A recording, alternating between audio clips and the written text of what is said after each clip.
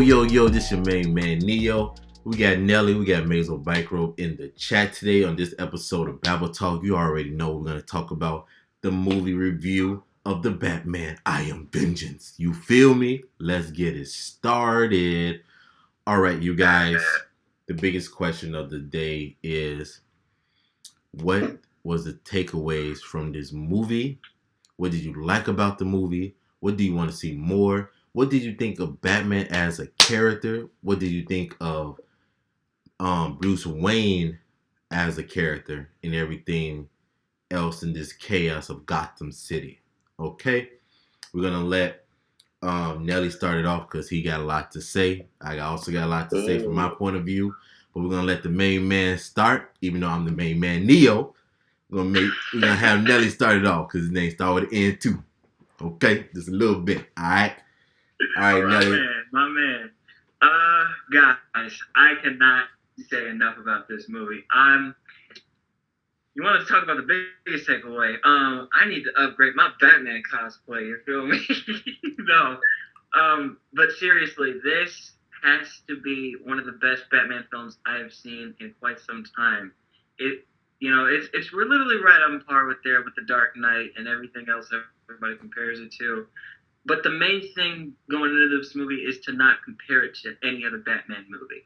Okay, watch it as it is, then have your takeaway. You know, every Batman movie has pretty much been, its own separate entity. This one is no exception. This is like a very crime noir, dark murder mystery story with a little pinch of Saw thrown in there. You feel me?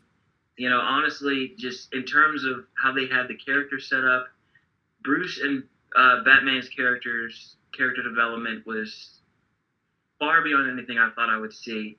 From where it starts to where it ends, it felt like something straight out of We Lost Our Guy. Hold on. What happened? I was just going to be like, I don't see it. This is the way. If you know what I'm talking about, then you know because you watched our last episode. Okay. All right. We're going to keep it rolling. We're going to keep it rolling. We're not going to start over. We're going to keep it rolling. Okay. We're going to keep it rolling. No. The characters were great. Cameos and little bits and pieces that you catch from different Batman lore in there that, are really great to me. There were standouts in every way. No character, no villain felt ham-fisted into the movie. It felt like everybody had their specific part to play, and they played it well. It really was a really great experience. And I will say this, it will be coming out on HBO Max mid-April. But if you have the chance to see it in theaters, go see it. Specifically, if you have the chance to see it in a 4DX theater, go see it. It'll really give you a rich experience for this movie. Honestly, if you really had to rate it, it's a 9 out of 10 for me. In terms of set design, costume design, the dark mythic overtone of what Batman is to the criminal element from the outside looking in. And then, of course, our main villains, being Riddler, Catwoman, and then, of course, Penguin, and even Carmine Falcone. Yes. John Turturro threw that, way out. Which, by the way, with how the story is going, we'll talk about this later, but I want to see Salvatore Maroni and Harvey Dent show up in this world. Obviously, there's a whole lot of storytelling that could go, but those are two specific characters that I want to see, and I have my picks for who they would be, and I'll tell you why later. But definitely way out of the park for me. Loved it. 9, you know what? 9.5. I'll give it a 9.5. Any small gripes that I have, out the window. 9.5. I love it. 9.5 out of 10. So, all with right. that being said, Oscar, what's your takeaway from the Yes, movie? because you had some problems. Some technical problems. Technical difficulties on my end, but, I'm back. So, what I can say about this movie, I would say I love the Riddler in this movie, especially, if you haven't seen the movie yet, but spoilers, in the beginning, when you get first introduced to him, and he pops out in the background behind the mayor, that creeped me out. That was like a little jump scare, because you weren't expecting him to pop out like that. So this is something new. You didn't see this with Jim Carrey's version, because again, he's a goofy motherfucker in that one. But I did like the Riddler, again, based off a serial killer, and then Robert Pattinson playing the Batman, he did a pretty good job. The one thing I will tell you is I'm not a fan of his voice. You know, his voice to me sounds so low, if that makes sense. You know, you can barely hear him. Sometimes I kind of need to be like, you know, like, yo, what you say there, buddy? Say it for the people out in the back. We can't hear you. Even when he's Bruce Wayne, he has that Batman voice in it still. But like I still, like you said, I actually do give the movie a 9 out of 10. The story was really good. You know, the murder mystery, and on top of that, this Batman in his, you know, in the beginning, his early years. So it's like you're seeing him still learning new things and, you know, stuff like that. What about you, Neil? All right, what I want to say is, as I said before when we did the road pop culture comments to pop culture episode, Batman wasn't not my favorite character, right? Not really my favorite character for other reasons, but like how Nelly said, you don't want to compare it to other movies. This is his own film. This is starting off a brand new start, and this showed me what Batman is and what could become and what he can become more of. And I love this so much, right? And I wouldn't, like, I'm not a Batman fan, but I was hyped. When I was in that movie theater, I was hyped. I was like, yes, I want to see more. I want to see more. I want to see more. I want to see more. And it was so good because I'm seeing him as a detective throughout the whole movie, man. He is a detective. The Batman was just like a scare tactic. But him as a detective was showing. And you can see he was glowing, right? After riddle, he was hitting it. And when it was him and George with the Penguin, right? I think it was the Penguin. I might be wrong. Right? Yeah, going off the riddle, like he was like of the rat-a-tat, man. It was going back and forth. Man, I love it so much. It was so good. I was so hyped throughout every shot of this movie was shot beautifully. Like you felt like you was there, depending on what type of movie theater you went to, you felt like you was in the movie, right? You felt like you right next to Batman, seeing you, his eyes, trying to understand his brain, trying to understand the Riddler throughout the whole thing. In the Riddler, this man was cold. You feel me? This man, he was like everything he wanted happened, and how Batman solved it, he wanted it to happen.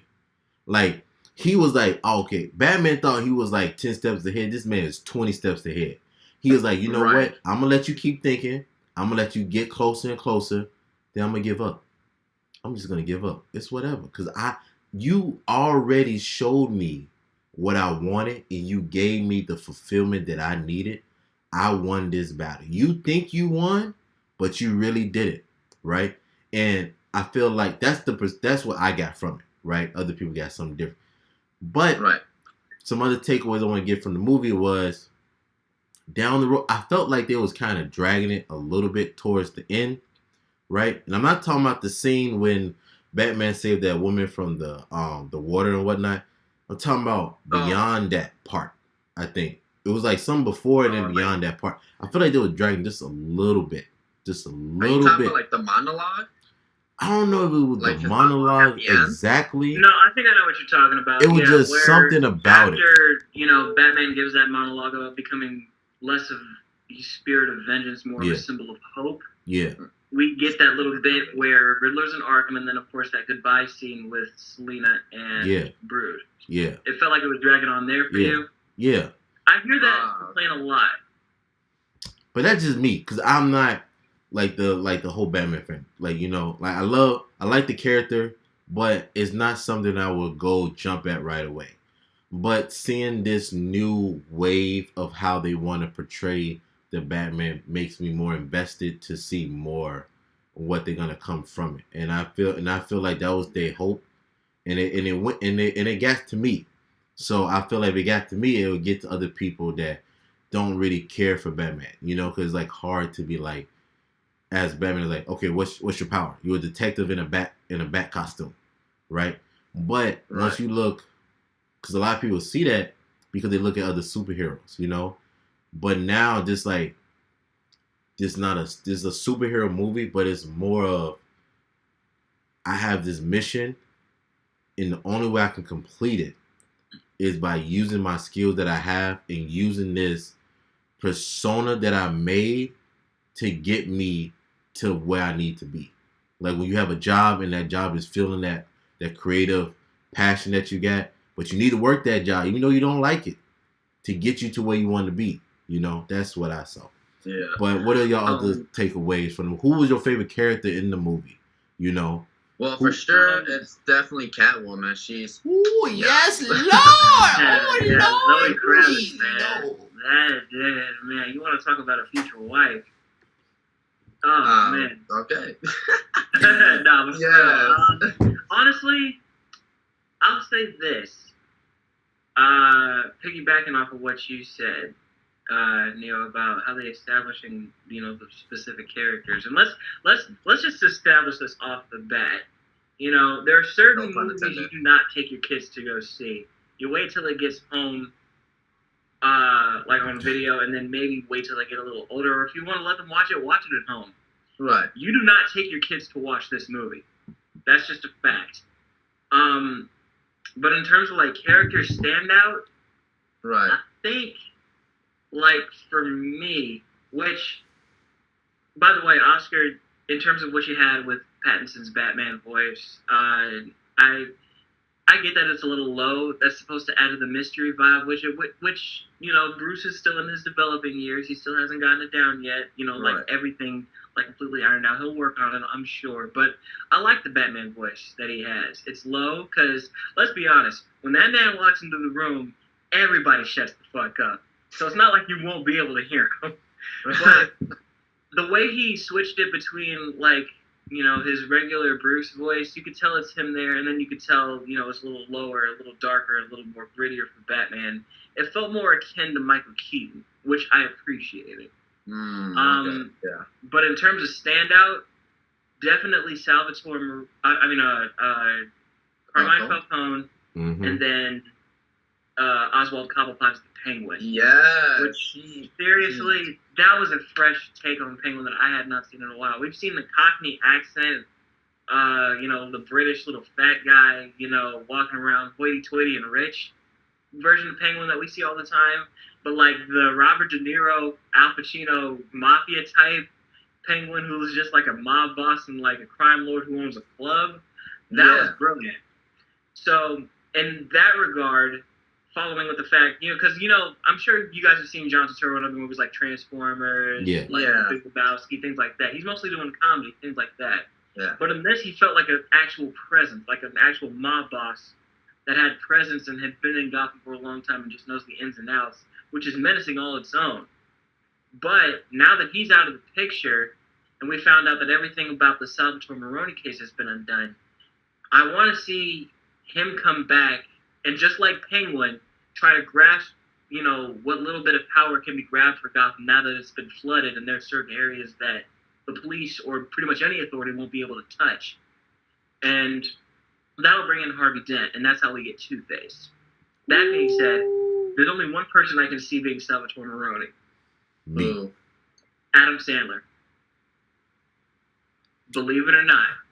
Watch the movie Uncut Gems. I was just about to say that. Y'all. Watch Uncut Gems. You'll know what I'm talking about. That's the only person I can see being Salvatore Maroni. I don't know, I agree. man. I haven't seen it. I haven't seen the movie or the show, the Uncut Gems, but I've seen snippets of it. And just based on that, I was going to say that, right? When he said Adam Sandler, I was like, that came straight to mind. That's how you know it's going to be good. You feel me? Yes. That's how you know. He can play menacing, but he can do comedy, but he can also be a disgusting slime ball that is like under the streets very well. And pretty much that's what Salvatore Maroni is. That Adam Sandler as like a crime boss is someone I can see in an open courtroom being prosecuted and then taking out a vial of acid and just throwing it in somebody's face. That's the kind of person that we need for this if we're going to bring Harvey Dent into this world. Because I can see that being like a grotesque thing. Because I think the underlying theme of this movie is very grotesque. I guess is the best word. Everything looked dark, dingy. I feel like you could smell Gotham from inside the theater. You could tell the smell. Well, like, yeah, it's Chicago. Everything, like from the streets to the rain to the trash to the flooding, like you could tell Gotham had a certain smell. Like if Chicago had trash day and they just skipped trash day and it started raining and there were cats everywhere, that's pretty much the smell of Gotham. Jesus Christ, I could just go outside right now and smell that. For real. The one thing I would say, like, I guess like a theory or an idea that I caught by the end, you know how the whole city was kind of flooded and all. For me personally, I wonder if they're gonna go with Arkham City type story. Because if you think about it, parts of Gotham City has been flooded, and the other part of Gotham is still pretty much, you know, dry as hell. So my thoughts are: is this gonna be a story where it's gonna lead eventually to Arkham City, where they lock all the criminally insane in that particular city, and they have a bunch of walls around Gotham so nobody can escape, and you have Batman in that area. I was thinking about that too. I was thinking with the route that they've gone, that Gotham is flooded and unreachable. They're either going to do No Man's Land or Arkham City. And I'm thinking that'll be a great like finale for this trilogy, you know, just to have all the bad guys, you know, completely unleashed, you know, especially with characters, you know, like Riddler, you know, psychopaths that are already established, which, spoiler alert for those who've already seen it, Joker is now there. So, I can see like a whole bunch of villains just being completely unleashed for Batman to basically have to round up like in one night. You know, the whole movie could take place in one night. That's what I was thinking, because I mean that's the first thing I thought. Oh, Arkham City. Because if you think about it, I think Batman even said it in his monologue that every criminal is going to be fighting for an area of the city. They're going to want power, and one of the villains that was left behind was Penguin. So, seeing whatever was left of the city, you know he's gonna want part of the city. He's gonna want power. You know, so that's what I thought. Like, if they're going for an Arkham City, I would love that. You know, yeah. Right. That's just me though. Now I have a question. What's up? The Batmobile chase, y'all. Let me tell you something. I swear to you, no lie. When I saw old girl on the ground, and then she looked, and the car started running, man, I thought that car came to life, like he had them gadgets. I was like, oh, this about to be good. This car about to start, and he better come flying. He better come flying into the car like this, y'all. Climbing into the car. Everybody come do this with you. Climbing into the car. Everybody in the chat do this. Okay, climbing into the car. You've been playing Arkham Knight. It shows. Right. But that car chase was so dope. I love the design of the car. I love the mood. The whole mood in the scene was so dope. Oh my God. It was so dope. I loved it. See, my thing was on first impact, okay, it's a new design. It's his early years. He needs a serious car. Now, sometimes the idea that it's a muscle car, that doesn't mean it's heavy duty, as we've seen in like movies like Fast and Furious and things like that. This car felt heavy duty for something so, confined and a little more smaller than the more extravagant and bigger Batmobiles that we've seen. Like, you could feel like this thing was built tough. And more to the point, when that thing started, the best I can basically describe it as is like a mix of a rocket engine beginning to fire off and like that intake that a dragon has whenever it's getting ready to breathe fire.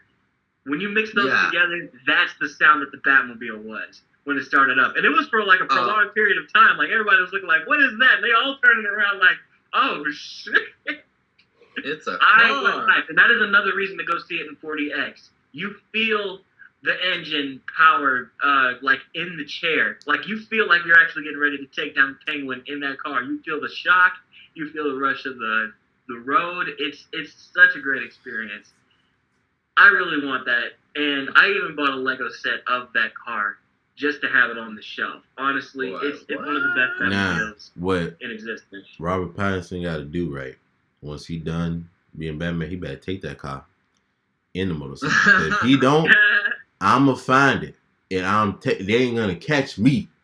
I'm gone. You feel You me? know what? Go ahead and do it too. If you save up enough, bank up enough, do it. You know Jeff Dunham, the comedian, he bought the Michael Keaton Batmobile. Oh, did he? Oh, for real? He I did. know that. Oh, Hey, did people in the chat know that? Viewers, did you know that? I don't think you did. Comment down below if you did.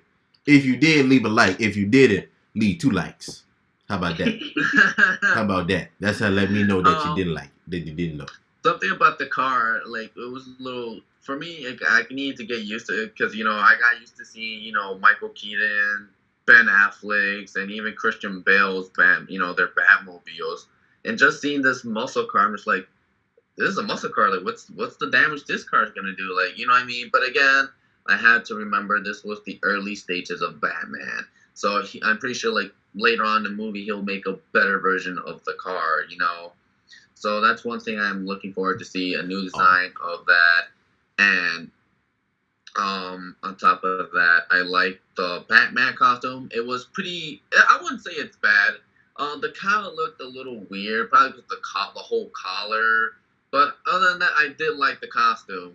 Maybe few little adjustments onto it. But other than that, I liked it. All right, two things.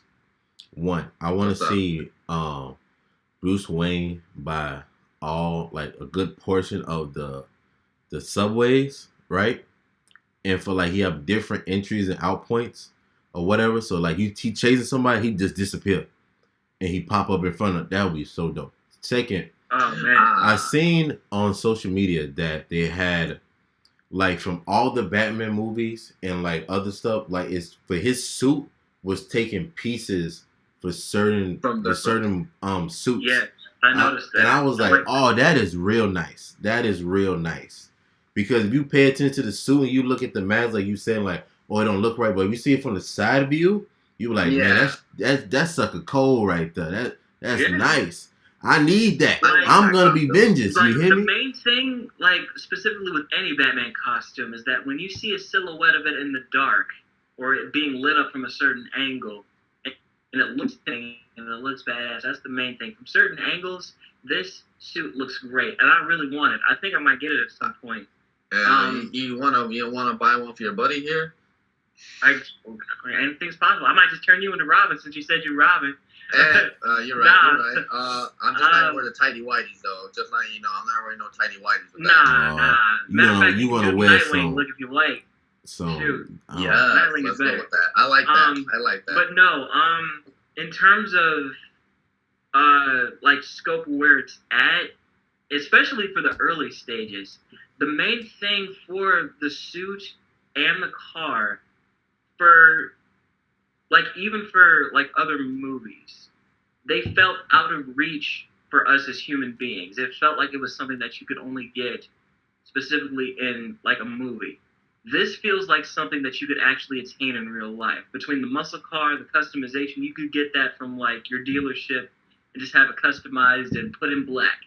The suit, with the exception of the little bat piece that he has, which I thought that was a pretty cool gadget, by the way. It was. It feels wasn't there two grappling hooks he has on his chest?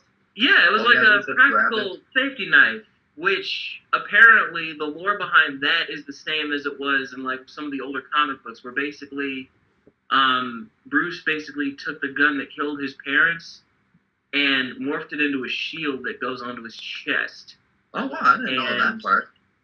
Yeah, and if you look closely at it, they look like two pieces of a gun. And at the end, the bat pieces are the knife pieces that he uses to either cut a rope or grapple or whatever else. Yeah. Which, that's also another element that I appreciated in this movie.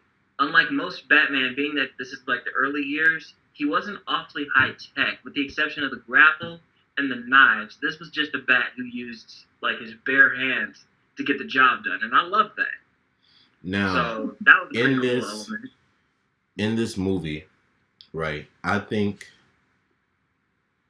this movie had, comment down below the best scene in this movie or the saddest scene in this movie. The most saddest scene in this movie for me is when the Riddler sent that note to the Batman. to Bruce Wayne. Oh no. And Alfred got that thing dope. And he about to open it, bro. And Lord, he's calling, man. He's calling. He's like, Alfred, pick up the phone. But by the way, anybody put in the chat, have you ever had that moment? Have you ever had like a message that you sent out or like a bad text and you're trying to call somebody and make sure that they didn't open it and they opened it anyway and you were way too late? I'm like, don't open that message. I've had that. So sitting in the theater and watching them call Alfred in desperation, I'm like, I've had this before, but I really hope that he picks up the phone. But I believe this scene also happened in, I think, the animated series or like the Gotham series. I'm not sure, but I've seen something similar to it. Probably the game, I think it was. Yeah, it was something similar that I've seen to it. Yeah. It was Arkham Origins. Right, Arkham Origins where Bane almost killed him. Found out. Yeah. He found out who he was. And he was trying to contact Alfred, and Bane already picked up the phone, and that's pretty much when he rushed home, Yeah. But bro, that scene right there, man, it really messed me up. There's a lot of stuff in this movie that I feel like Matt Reeves appreciated the Arkham series a lot. Like, you can tell that there were certain elements from, like, the Arkham video games that he incorporated in here. Specifically with, like, takedowns that Batman did. He's still in his early stages, but those are some takedowns that you would see in the game. Press Y to block. But yeah, all you needed was the health bars. Now, mind you, nothing is going to top the warehouse scene from Batman v Superman, but this came close. Oh, yeah. Now, another one. By the way, yes. Here's something for not only you guys, but everybody in the chat. Now, everybody knows that the Riddler has a website, www.rataalada.com, where basically Bruce finds out that not only wasn't it real Spanish, it was actually a code that the Riddler was using as a base to actually communicate with Batman. And WB actually put that site online. And over like the last 3-4 months, you could go on that website. Not only do they give you like little tidbits if you solve the Riddler's riddles, but they give little ciphers for you to basically find new clues to unravel new messages that tell after the movie. Well, today they dropped a new one where basically if you went back onto that site and solved 3 riddles, they released a new deleted scene that reveals the Joker. Did you guys see that scene? I did not see that scene. I heard about it, and I saw someone took a screenshot of it and posted on social media, but I wasn't sure it was real. If you guys remember when we did our Batman impression video of what we want to hope to see, I said, and I'm going to repeat it again, I love the Joker, and I want the Joker to be in the movie, and guess what? The Joker was in the movie. Give me my dollar. Yeah. But there was also something else that would have been in the movie that was cut out. I'm glad. I can see why they cut it out, but I would have loved to see it. Neo, when you get the chance, you got to see this scene. The first thing I thought when I saw it was the same thing that I guess Mark Hamill said when he first saw the first drawing of the Joker when he was hired to do the voice. I'm looking at him, I'm like, oh my God, he's all teeth. I'm like, oh, this is crazy. I don't know. This is the Joker for this universe. I love it. Okay. I gotta go on. We gotta go on that website, y'all. Everybody in the chat, go on the website. Find that scene for me. www.rataalada.com. If you ain't been on the site, check it out. We'll link it down below. And if you're smart enough, solve those riddles. So don't cheat. Don't cheat. Don't cheat. If you cheat, man, I am vengeance. It's gonna come for you, man. It's gonna come for you, man. In the dead of night. All right, you guys. This has been a very fun episode talking about the Batman and the Riddler. As I said before, comment down below what's your favorite scene from the movie. Which characters did you love the most? What do you want to see more from the Batman series? Who did you want to see in the movie that you didn't get to see? And any other information. Also, follow us on all our social media. We have the link down below. Like, subscribe. You already know what to do. I don't gotta tell you this. You on YouTube, baby. YouTube, man. This is Babble Talk Pod, the podcast where you come and watch all your fun media, pop culture, horror, anime, everything, man. Just everything. Marvel, DC, all of it. We have some great stuff coming very, very soon. Peace out. This has been Babble Talk. I'm being your main man, Neo. That's been Nelly. That's been Maisel Backrobe. And just have a good night or whatever time you're watching this. Peace out.